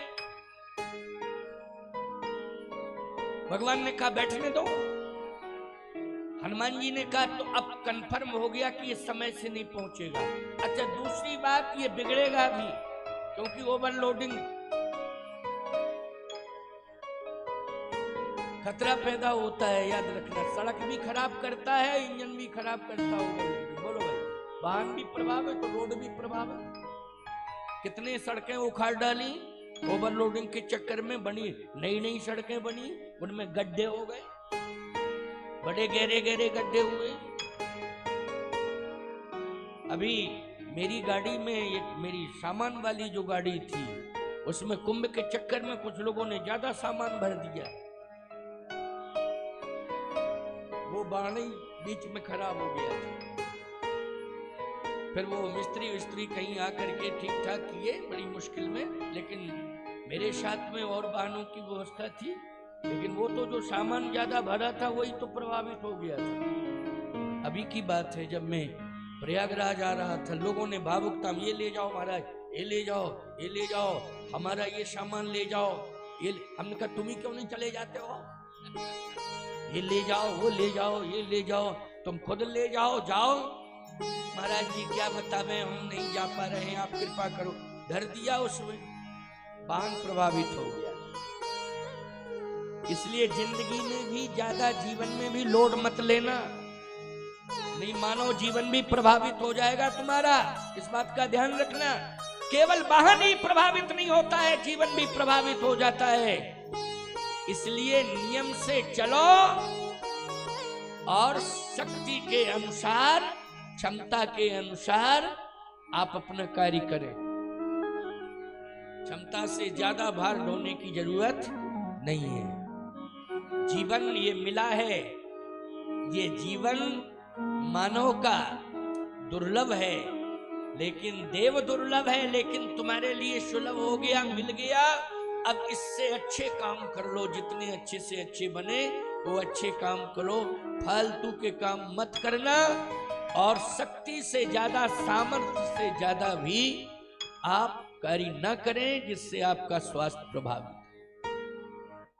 भगवान ने कहा कि ओवरलोडिंग कोई बात नहीं, बैठने दो, क्योंकि विमान की विशेषता थी कि एक सीट खाली रहती थी।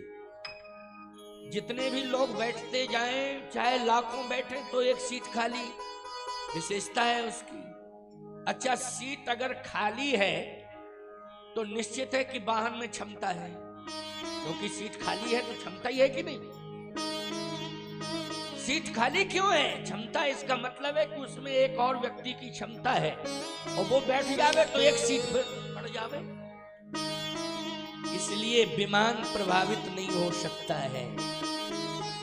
और जिस विमान में भगवान बैठे हो, फिर वो विमान तो प्रभावित हो ही नहीं सकता है, ये विश्वास करना। भगवान बैठे हो तो काहे का प्रभावित? आपका ड्राइवर बहुत अच्छा है, वाहन भी बहुत अच्छा है, लेकिन विश्वास मत करना कि हमें मंजिल मिल जाएगी, क्योंकि गाड़ी तो बहुत अच्छी है, ड्राइवर भी बहुत अच्छा है, लेकिन ये विश्वास मत करना कि मंजिल मिल जाएगी, क्योंकि सामने वाले का ड्राइवर अगर अच्छा ना हुआ तो क्या करोगे? तो भाई सामने चला ही आवे, कितना साइड में हो तुम, तो क्या करोगे? बोलो भाई क्या करोगे? लेकिन एक बात मैं कहना चाहता हूं, भरोसा सड़क पर मत करना, भरोसा ड्राइवर पर मत करना, भरोसा भगवान पर करना कि प्रभु हमारे साथ होंगे तो हमें मंजिल अवश्य मिलेगी। क्योंकि सामने वाले व्यक्ति का भी दिमाग दुरुस्त करेंगे भगवान। कौन करेंगे? भगवान करेंगे। इसलिए ध्यान से इस बात को सुनना, समझने की कोशिश करना। ये हमारे राजीव चौहान बैठे हुए हैं, ये सारा सिस्टम इटावा से बना के भेजा है, वो वहां से मैनपुरी से, उनके गांव में सिमरई है, सिमरई में अभी बहुत अच्छा कार्यक्रम हुआ था। वहीं तो ये साउंड, लाइट और ये सब टेंट, ये यहाँ का नहीं है, सब वहीं से आया है। सोचिए जरा, बहुत अच्छा बालक है। निश्चित रूप से इस प्रकार की अगर भावनाएं सब में आ जाएं, तो मैं दावे के साथ कह रहा हूं कि प्रयागराज भगवान 12 साल में कुंभ बना लगाते हैं। अगर इस प्रकार के ऊर्जावान हमें भक्त मिल जाएं, तो हम हर महीने कुंभ जगह जगह लगाएं, जगह जगह कुंभ लगाएं। जगत गुरु राम स्वरूपाचार्य समिति, यद्यपि मेरे नाम से ही आप लोगों ने समिति बनाई, हमारे शर्मा जी बैठे हुए हैं, गजराज जी बैठे हैं, बीडी शर्मा बैठे हैं, हरिशंकर वगैरह सभी तो बैठे हैं। ये भी कैलाश पलपलिया का भी बहुत बड़ा योगदान रहता है, हर उसमें रहता है। और अभी देखिए रामेश्वरम के लिए घोषणा हो गई है। बहुत अच्छी बात है। समुद्र के तट पर जहां भगवान राम ने स्वयं स्थापना की है रामेश्वरम की, अभी राम जी लंका से लौट रहे हैं तो फिर प्रणाम करेंगे शिव जी को, क्योंकि वो स्थापना करके गए थे लंका। अब लौटेंगे तो फिर प्रणाम करेंगे। इसको भगवान शंकर को प्रणाम करेंगे। शिव भक्ति तो कूट कूट करके भरी है रघुवंश में। इसलिए मैं कहना चाहता हूं कि आप लोग अपनी संतानों को ऐसे संस्कार दो कि जो विकास के साथ भी जुड़े लेकिन परंपरा के साथ भी जुड़े। परंपरा और विकास दोनों का समन्वय हो जाएगा तो निश्चित रूप से एक अभूतपूर्व परिवर्तन हो जाएगा और जगह जगह जो है अभिनव कुंभ मनाए जाएंगे।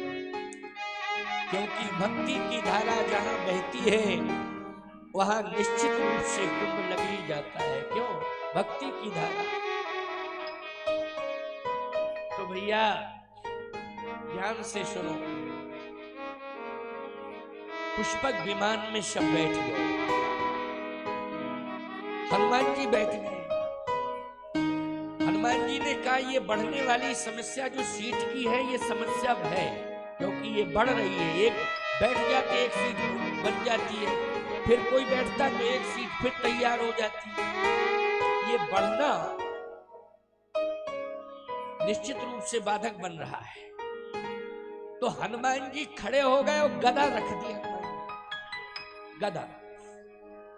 अब सीट न बढ़ पावे, कोई बैठे इंसान तब तो बढ़े। अब सामान में क्या बढ़े बताओ? अच्छा विशेषता ये थी कि कोई यात्री बैठे तो बढ़े। अब गदा यात्री है तो भाई गदा काय की यात्री। जैसे आप लोग क्या करते हो, नीचे उतरते हो तो अपना गमछा रख देते हो सीट पर, तो भाई गमछा रख देते हो ना सीट पर। क्यों? हमारी सीट पर कोई बैठे ना, बैठे ना सीट। लेकिन वो गमछा सवारी नहीं है, वो सवारी का सामान है। जो सवारी अलग होता सामान अलग है। क्या है? सवारी का सामान है। अरे एक जगह तो हमने आश्चर्य की बात सुनी। क्या? एक व्यक्ति 5 लीटर घी लेके बैठा अपनी सीट के पर और आगे रख दी उसने 5 लीटर का पात्र, वो घी भरा रख दिया। अब दूसरा व्यक्ति आया, बगल वाली सीट पर बैठ गया। बस इतना अंतर रहा कि उसने उसके सीट वाला घी अपने सामने रख लिया। तो उस व्यक्ति ने सोचा कोई बात नहीं है, चाहे इधर खिसक गया होगा, उधर है तो यही। जब उतरने लगा तो कहता हमारा घी कहाँ ले जा रहे हो? अरे बोले ये तो मेरा है। बोले क्या प्रमाण है कि तुम्हारा है? अरे बोले मैंने रखा था मेरी सीट के। बोले मेरी सीट के सामने था, देखो ये रखा है, मेरा है, मेरा है। बोले घी की बात नहीं है, ये बेईमानी की बात है। तुम सामने बेईमानी कर रहे हो, बेईमानी की जुर्रत कर रहे हो। सावधानी से मेरी बात को सुनना, समझने की कोशिश करना। ईमानदारी का जीवन जीना, किसी को नुकसान मत पहुंचाना, किसी के साथ धोखा मत करना, किसी की आत्मा को मत दुखाना। बन सके तो अपने द्वारा भलाई ही करना दूसरों की, ये संदेश लेकर के जाओ प्यारे। क्योंकि तीर्थ से जा रहे हो, तीर्थ से जा रहे हो, गंगा त्रिवेणी मैया में संगम में स्नान करके जा रहे हो, संतों का प्रवचन आशीर्वचन सुन के जा रहे हो। ध्यान रखना, बुराइयों से दूर हो जाना, विचार अच्छे बना के चलना। बेईमानी करने से क्या होगा? बेईमानी करने से तुम्हारा धर्म भी नष्ट होगा और जीवन में जो सम्मान है एक दिन वो भी चला जाएगा। अभी नहीं जाएगा तो आगे जाएगा, निश्चित रूप से जाएगा। इसलिए अच्छा काम करना, ये सत्य घटना है, कोई वैसी बात नहीं है। जो सुनाया है व्यक्ति ने मुझे, यद्यपि मैं तो नहीं था लेकिन उसने सुनाया, बोले महाराज ये जमाना आ गया है, ऐसा जमाना आ गया है। तो आइए सुनिए मेरी बात को कि भगवान राम ने हनुमान जी पर भरोसा किया और विमान चला, समुद्र पार हुए, शिव जी को प्रणाम किया आशीर्वाद लेकर के भगवान चले हैं। प्रयागराज में विमान आ गया, प्रयाग में जहां आप बैठे, क्योंकि विमान आ रहा है ना, तो प्रयागराज में विमान आ गया। विमान कहां कहां उतरा है? विमान जहां पर रामेश्वरम है वहां उतरा, और इसके बाद आगे चल करके विमान जहां हनुमान जी की माता अंजना रहती है वहां विमान उतरा है। भगवान ने कहा है कि तुम्हारी मां से मैं मिलना चाहता हूं, उस मां का दर्शन करना चाहता हूं। हनुमान जी ने कहा कि सब कुछ मैंने आपको ही माना, वो ठीक है, लेकिन जिस अंजना माता ने जन्म दिया है उस मां का दर्शन मैं करना चाहता हूं। विमान वहां भी उतरा है।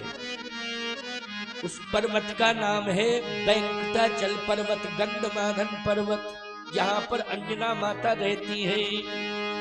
जैसे ही मां को देखा भगवान राम ने कि अंजना मां है, तो राम जी ने प्रणाम किया है। हनुमान जी ने प्रणाम किया, परिचय कराया, मां यही है प्रभु राम। अच्छा, राम आ गए? हनुमान, मैंने तुम्हें सेवा के लिए भेजा था,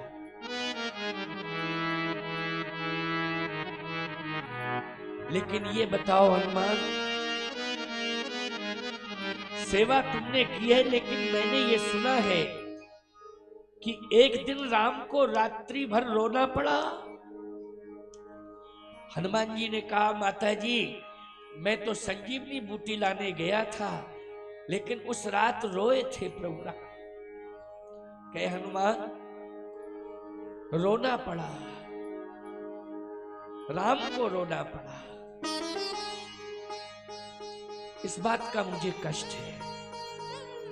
कहा, मां मैं तो बूटी लेने के लिए गया था, संजीवनी बूटी लेने के लिए गया था, तुम बूटी लेने के लिए गए थे।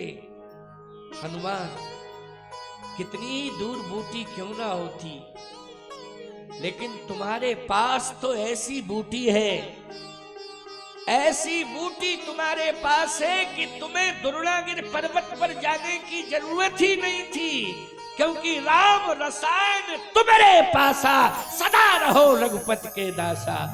राम रसायन से बड़ा संसार में कोई रसायन नहीं है, और वो राम रसायन तुम्हारे पास जब से मैंने जन्म दिया है, तभी से तुम राम राम राम राम रट रहे हो। तो राम रसायन तुम्हारे पास शुरू से रहा, और राम रसायन से बड़ा कोई रसायन नहीं है। तुम्हें द्रोणागिरि पर्वत पर जाने की जरूरत ही नहीं थी। क्यों? जाने से राम को रोना पड़ा। राम की आंखों के आंसुओं की कीमत हनुमान तुम समझते हो क्या?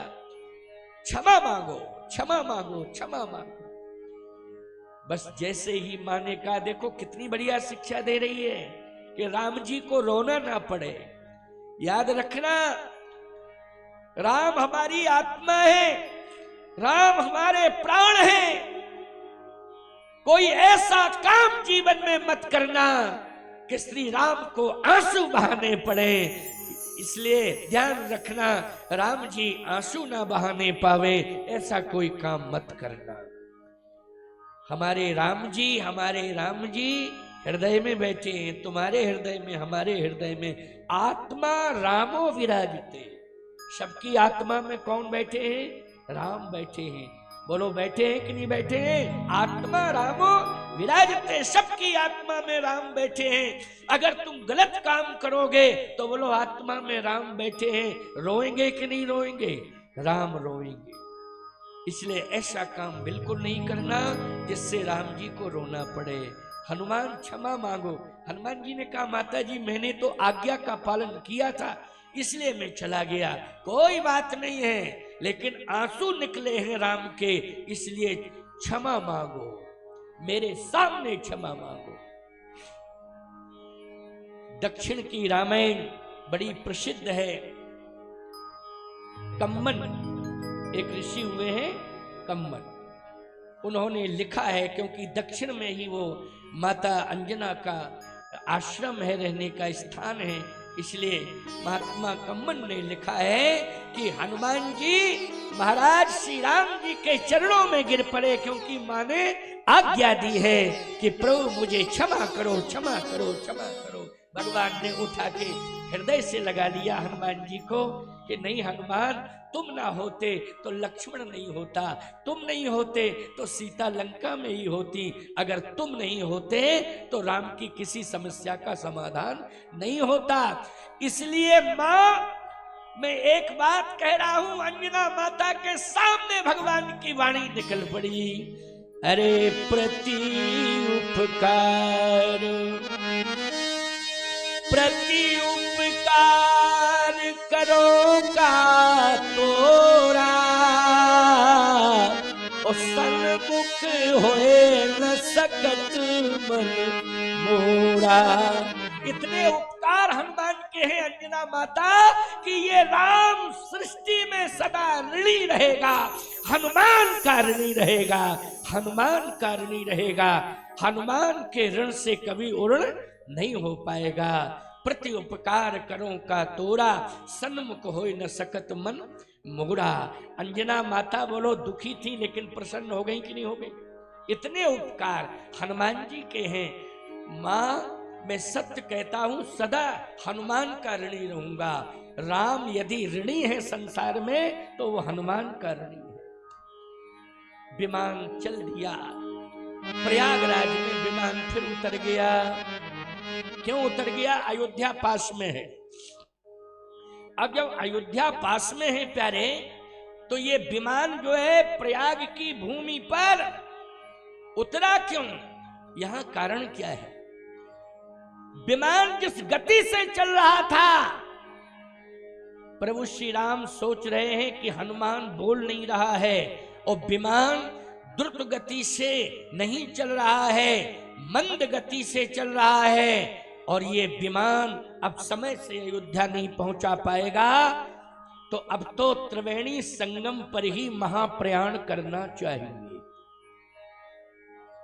त्रिवेणी संगम पर जिनके प्राण छूट गए हैं प्रयाग के क्षेत्र में, बोलो राम जी ने क्या संकल्प लिया है? सुन लो कान खोल करके कि त्रिवेणी संगम आ गया है, उस समय से ये विमान नहीं पहुंचेगा अयोध्या। तो राम संगम त्रिवेणी के तट पर संगम में स्नान करते करते महाप्रयाण करेगा।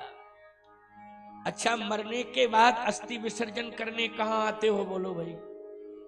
व्यक्ति मरे कहीं, लेकिन अस्थि विसर्जन करने के लिए प्रयागराज में आना पड़ता है कि नहीं आना पड़ता है? तो मैं एक ही बात कहना चाहता हूं, व्यक्ति कहीं भी प्राण त्यागता है, लेकिन मोक्ष के लिए उसकी अस्थियां प्रयाग में आती हैं। और जिन्होंने सशरीर प्रयाग में प्राण त्यागे हैं, मोक्ष के सभी द्वार उनके लिए खुल गए हैं, सभी द्वार उनके लिए खुल गए हैं। इसलिए यहां की मृत्यु व्यर्थ नहीं जाएगी। दुख जरूर होता है, हमारा व्यक्ति चला गया, हमारा चला गया, हमारा चला गया, लेकिन जो चला गया है वो मोक्ष का अधिकारी हो गया है। क्या हो गया? मोक्ष का अधिकारी हो गया है। और याद रखना, यहां के अलावा कहीं भी मृत्यु होती कोई गारंटी नहीं थी, लेकिन यहां मैं कहता हूं कि उसके जीवन में चाहे जितने पाप हुए हो, लेकिन यहां प्राण त्यागे हैं, इसलिए मोक्ष अवश्य हो जाएगा, इसमें किंचित मात्र भी संदेह नहीं है।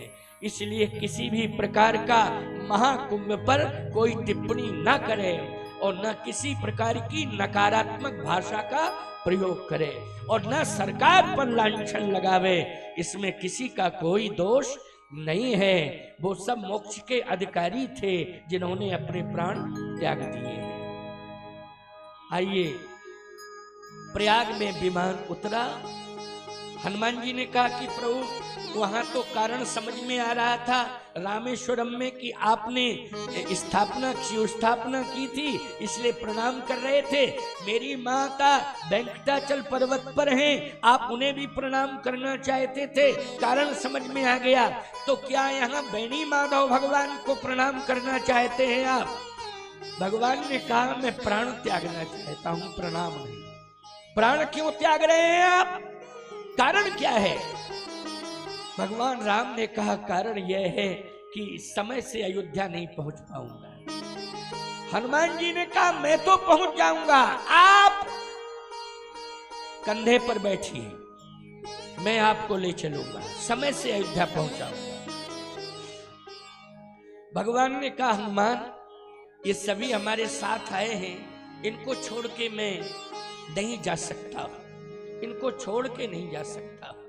देखो भाई, यहां पर जो आपके साथ आए हैं, क्या आपने छोड़ के जाएंगे? नहीं नहीं, जो जिसके साथ आया है वो यही संकल्प लेके आया कि साथ चलेंगे, साथ ही वापस आएंगे, यही होना भी चाहिए। भगवान ने कहा कि नहीं, ये वानर भालू हमारे साथ आए, हम अयोध्या जाएंगे तो इनके साथ जाएंगे, लेकिन विमान के अलावा कोई विकल्प है हनुमान? हनुमान जी ने कहा सरकार एक निवेदन करूं आपसे। क्या? शरीर में जितने रोम हैं, मैं एक एक रोम वानर भालुओं को निछावर कर रहा हूं कि मेरे एक एक रोम का सहारा ले लें, मैं सभी को ले जाऊंगा अयोध्या।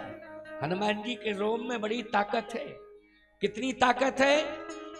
10,000 हाथियों में जितना बल है उतना इंद्र के एक ऐरावत में है, और जितना 10,000 ऐरावतों में बल है उतना एक इंद्र में है, और जितना 10,000 इंद्रों में बल है उतना हनुमान जी के एक रोम में विद्यमान है।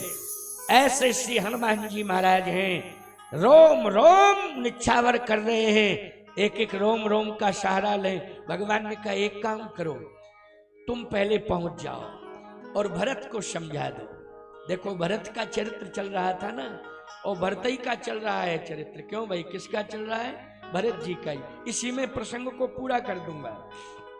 5:40 हो गया है, और अभी मैंने आपको बताया था कि एक संत सम्मेलन हो रहा है, उसमें हमें आधा घंटे के लिए जाना है। श्री स्वामी महंत विजय रामदास जी महाराज खनेता वाले बहुत ही सिद्ध महात्मा हुए हैं, उनका शरीर पूरा हो गया, तो उनकी पुण्य स्मृति में महंत श्री रामभूषण दास जी महाराज बड़ा ही सुंदर संत सम्मेलन करते हैं। तो उन्होंने कहा कि महाराज आप थोड़ा सा समय जरूर दीजिएगा संत सम्मेलन में। मैंने कहा महापुरुष का पुण्य स्मरण है, इसलिए मैं उपस्थित जरूर हो जाऊंगा। तो अभी मैं जाऊंगा, लेकिन 10 मिनट और सुन लीजिए कथा। 6:30 पर करता था, आज 6 बजे ही विश्राम हो जाएगा, क्योंकि संत के यहाँ जाना है। तो धैर्य धारण करो और आनंद लो। रोज तो सुनाते थे, आज इतना ही सुन लो, कोई बात नहीं है, लेकिन सुनिए, मिला दें जरा, ज्यादा अच्छा रहेगा। क्योंकि अभी चित्रकूट में भरत जी और राम जी मिले थे। राम जी और भरत जी कहाँ मिले? चित्रकूट में। लेकिन प्यारे अयोध्या में भरत जी और हनुमान जी मिल जावे, है नहीं? मिलन हो जावे तो आनंद आ जाएगा। क्योंकि राम जी ने भरत जी को और हनुमान जी को दोनों को ही अपना प्राण माना है। ये दोनों भगवान के प्रिय पात्र हैं। तो सुनते जाइए। विमान प्रयाग से फिर चला, लेकिन हनुमान जी पहुंच गए, और जैसे ही हनुमान जी पहुंचे देखा कि अयोध्या में कोई है ही नहीं। तो अयोध्या में जब कोई नहीं है तो अयोध्या खाली है, इसका मतलब हनुमान जी ने विचार किया कि मैंने भरत जी को नंदीग्राम में देखा था, तो अब मुझे नंदीग्राम जाना चाहिए। क्योंकि भरत जी नंदीग्राम कर परन कुटीरा, निवास धर्म धुनि धीरा, नाम जी है जप लोचन नीरू, और पुलक गात ही सिय रघुवीरू। भरत जी महाराज नंदीग्राम में भजन कर रहे हैं। हनुमान जी ने कहा कि मुझे नंदीग्राम में जाना चाहिए। जैसे हनुमान जी पहुंचे तो बैठे देख कुशासन, जटा मुकुट कृषगात, राम राम रघुपति जपत, श्रवत नयन जल जात। नेत्रों से अश्रुधारा प्रवाहित हो रही है। राम राम राम राम राम राम राम राम जप रहे।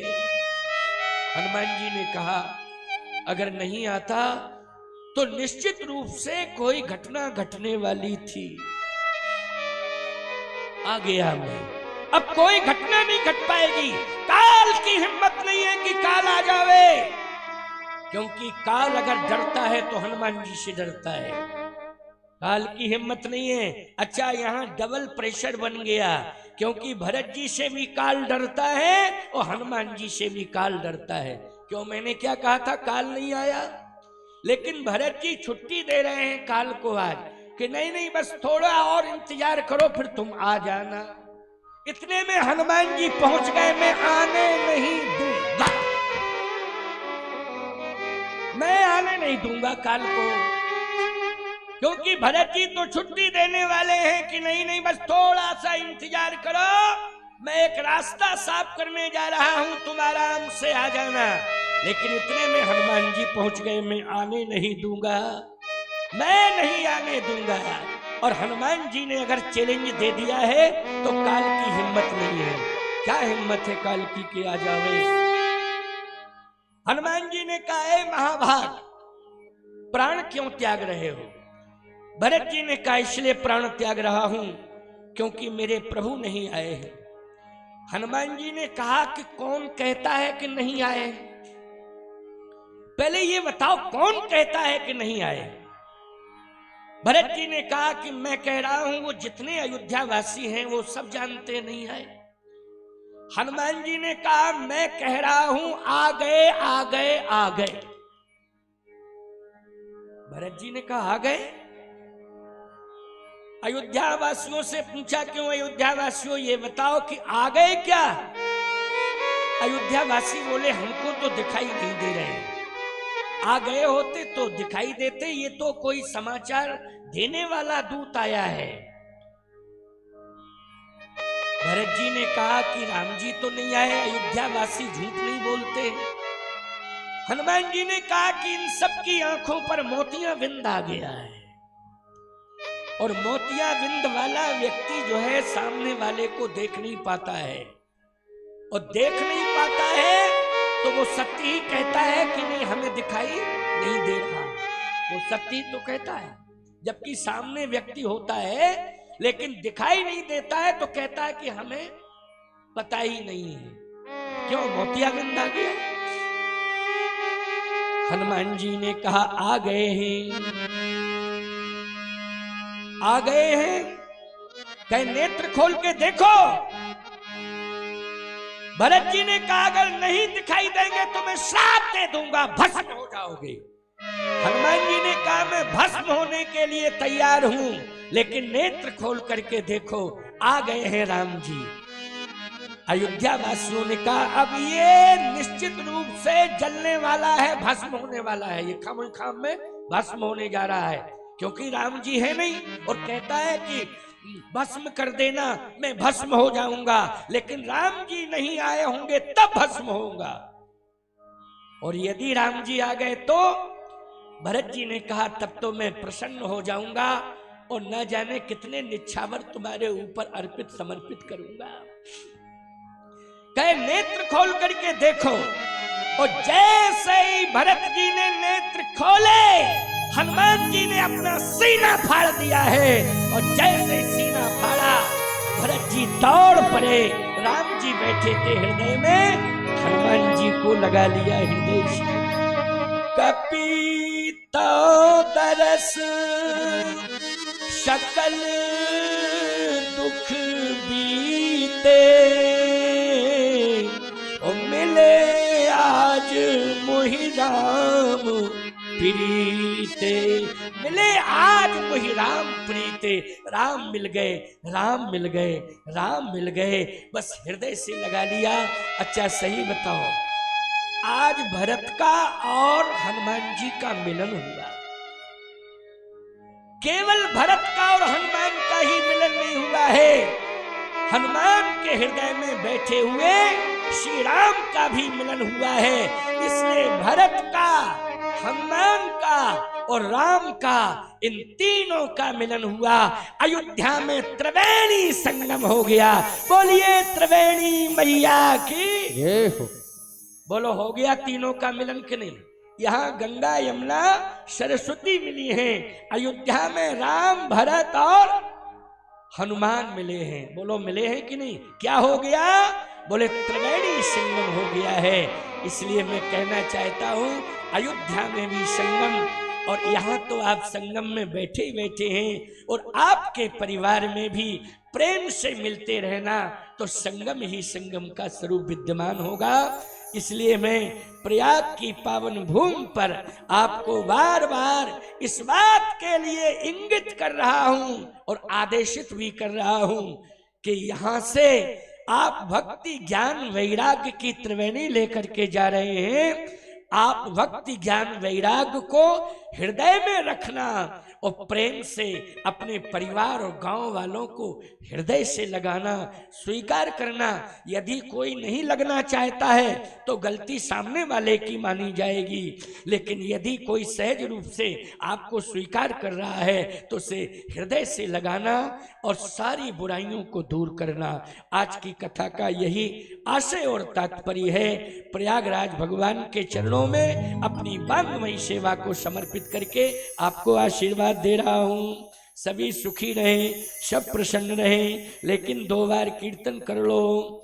हरे राम राम राम सीता राम राम राम, हरे राम राम राम सीता राम राम राम, हरे राम राम राम सीता राम राम राम, हरे राम राम राम सीता राम राम राम, हरे राम राम राम सीता राम राम राम, हरे राम राम राम सीता राम राम राम, हरे राम राम राम सीता राम राम राम, हरे राम राम राम सीता राम राम राम, सीता राम राम राम सीता राम राम राम, सीता राम राम राम।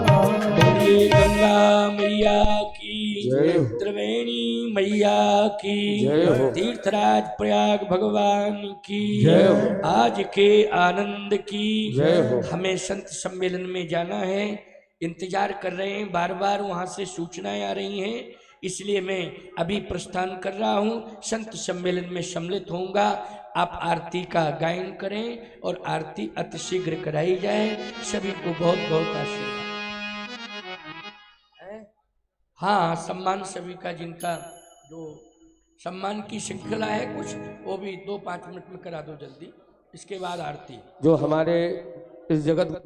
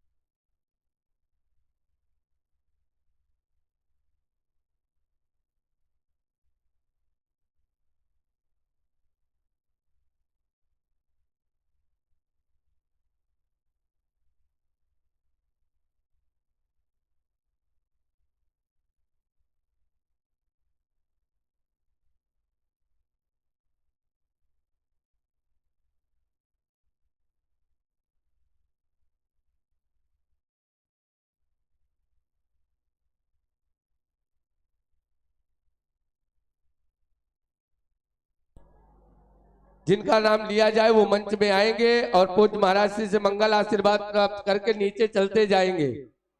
जो दैनिक यजमान में है वो मुख्य यजमान में है। और श्री रजनी देवी को 3 साल दिला दिया जाए। एक रजनी देवी जी का, 1 साल सूर्यकांत भैया का और 1 साल देवेंद्र भैया का। रजनी देवी को 3 साल दिला दिया जाए।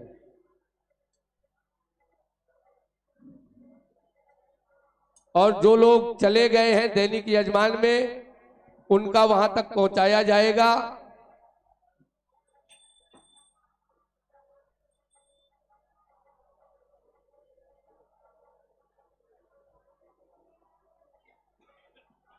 इस कार्यक्रम में हमारे सभी जो यजमान थे उन्होंने बहुत सुंदर सहयोग किया, लेकिन एक वो शख्स रह गया महाराज जी का आशीर्वाद पाने के लिए, जिसके अथक प्रयास से ये कार्यक्रम सफल रहा। जो पहले से ही हमारे साथ 6-7 तारीख से यहाँ आके सब व्यवस्थाएं देखे, हमारे श्री अनूप शास्त्री जी के लिए एक बार जोरदार तालियां। महाराज श्री आशीर्वाद देंगे हमारे श्री अनूप शास्त्री जी को। इनका बड़ा अथक प्रयास है, इन्होंने रात रात जग करके आप सबकी व्यवस्थाएं की हैं, तो ये भी बधाई के पात्र हैं। श्री अनूप शास्त्री जी, पूज्य गुरुदेव भगवान का कृपा प्रसाद मिला, आज देश में ये भी नामचीन राम कथा वाचकों में सनाम हो रहे हैं, ऐसे श्री अनूप शास्त्री जी।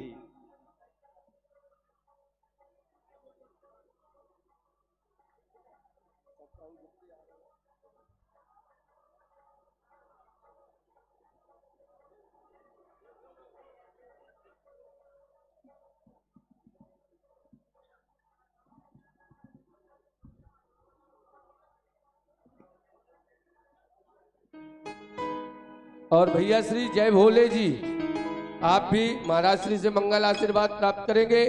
और अगर यहाँ उपस्थित हो श्री विष्णु द्विवेदी जी, वो भी मंच में आ जाए। अगर विष्णु द्विवेदी जी,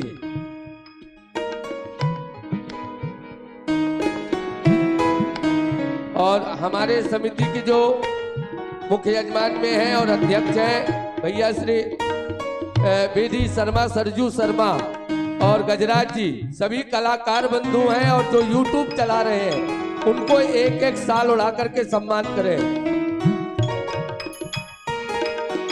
भैया श्री बीडी शर्मा जी और गजराज जी, समस्त कलाकार बंधु और YouTube चैनल जो चला रहे हैं, जो निरंतर 365 दिन पूज्य महाराज श्री YouTube चैनल से आप तक कथा पहुंचाते हैं, उनका भी सम्मान होना चाहिए। साथ ही बांदा से आए हुए वकील साहब, आप भी मंच में आए और पूज्य महाराज श्री से मंगल आशीर्वाद प्राप्त करें।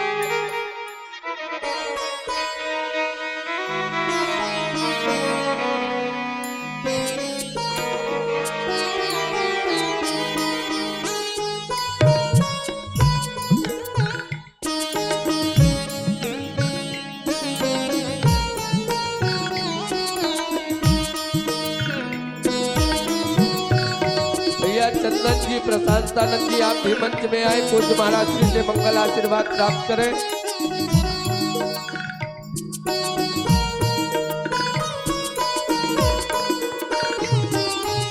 और रामेश्वरम में जो कथा है 25 अगस्त से 1 सितंबर, मैं जिनका नाम भूल गया था बोलने के लिए, भैया श्री गजराज सिंह जी, वो भी मुख्य यजमान की भूमिका में रहेंगे। भैया श्री गजराज सिंह जी,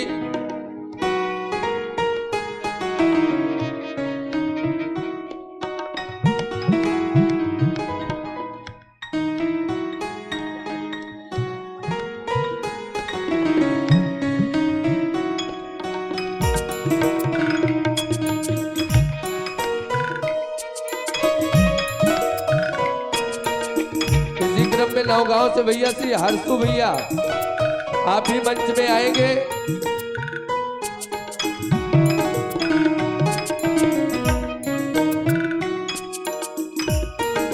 श्री हरिश्चंद्र द्विवेदी जी, हर्षु भैया, मुख्य रूप से नाम हर्षु भैया के नाम से जानते हैं, आप मंच में आएंगे, महाराज श्री से मंगल आशीर्वाद प्राप्त करेंगे।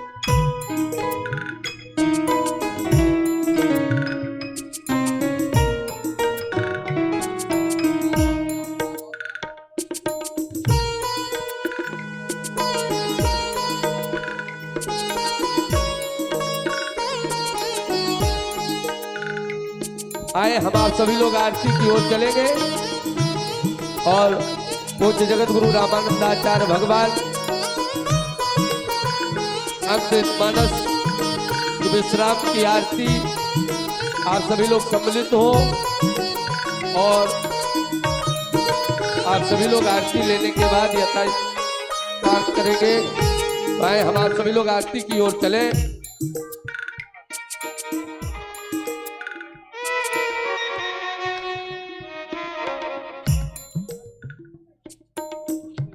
और जिनको भी रामेश्वरम का रजिस्ट्रेशन कराना हो वो रजिस्ट्रेशन करा सकता है। यदि यहाँ नहीं तो मोबाइल के माध्यम से जो दिल्ली के हैं वो गजराज जी हैं, बीडी शर्मा जी हैं, उनके माध्यम से कर सकते हैं। जगह जगह हमारे इस ट्रस्ट के ट्रस्टी हैं, तो आप सभी लोग जिनको भी कराना है, रामेश्वरम के मैनपुरी से भैया राजीव जी हैं जो मैनपुरी से रजिस्ट्रेशन कराना चाहते हैं, उनसे संपर्क करके करा सकते हैं। इटावा से है देवेंद्र भैया है, महेश जी है। अलीगढ़ से जो कराना चाहते हो वो ब्रज किशोर मिश्रा जी है। विधूना से भैया शिवकांत जी है। इन लोगों से संपर्क करके आप अपना रजिस्ट्रेशन करा सकते हैं। आए हम आप सभी लोग आरती की ओर चले। हरि ओम ओम चंद्रमा मनसो जात सचो सूर्यो अजायत श्रोत्राद वायुश्च प्राणस्य मुखात् दग्नेरजायत।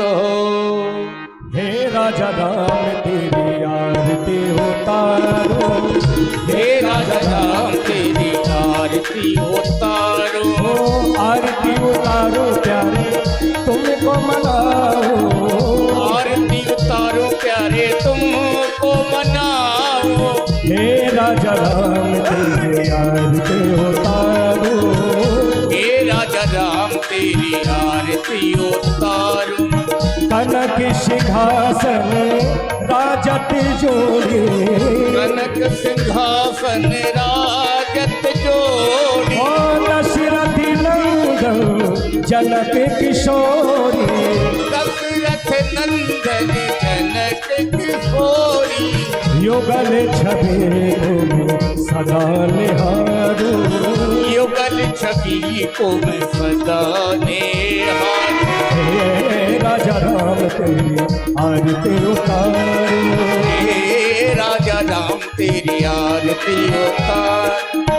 बाम भाग शोभित जग जननी, वाम भाग शोभित जग जननी, चरण विराजत है सुत अंजनी, चरण विराजत है सुत अंजनी।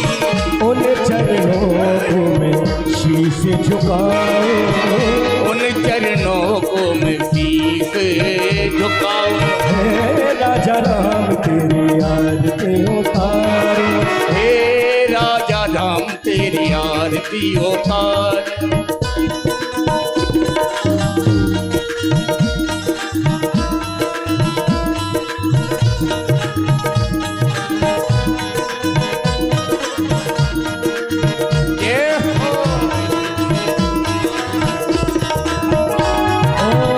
चरणों से निकली है गंगा प्यारी, चरणों से निकली गंगा प्यारी, बंधन करती दुनिया सारी, बंधन करती दुनिया सारी।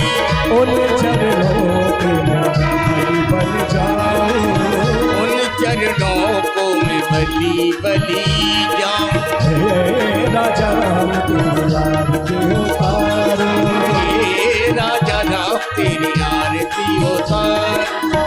आरती हनुमत के मन भावे, आरती हनुमत के मन भावे, राम कथा नित शिव जी गावे, राम कथा नित शिव जी गावे, राम कथा हृदय उतारे, राम कथा हृदय में उतारूं। हे राजा राम तेरी आरती उतारो, हे राजा राम तेरी आरती उतारो, तेरी आरती उतारो, तेरी आरती उतारो। हो तेरे यार के उतारो मेरी यार, हो तेरे यार के उतारो।